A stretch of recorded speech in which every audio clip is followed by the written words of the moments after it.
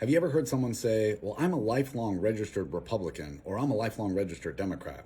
Well, every time I hear somebody say that here in Indiana, I always think, no, you're not. Here's how I know that you're not.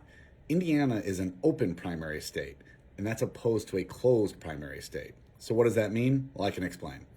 Well, recall there are two elections, the primary election that occurs in May and the general election that occurs in November. The primary election is when political parties get to choose their candidates to run for office. The winner of the primary election then goes on to the general election. Here in Indiana, you actually get to choose which political party's primary election you want to participate in on the day of the election. That's the key difference between an open primary state and a closed primary state.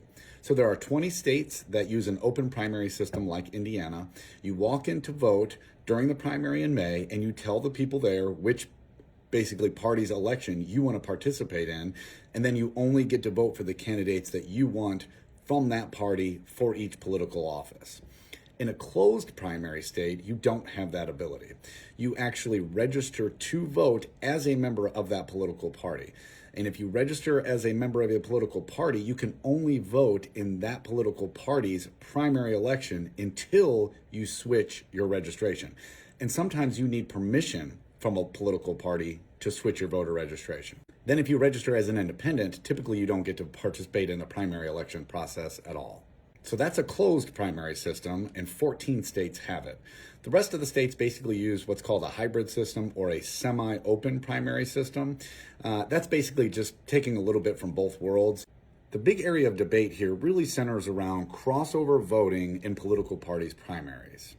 For instance, supporters of the closed primary system would say that the only people who should be voting in a political party's primary election are members of that political party.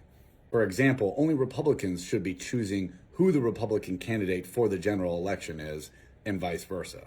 Opponents of the closed primary system would say that it results in candidates that are too ideologically extreme or radical. But frankly, regardless of what primary system you use, that's probably happening already.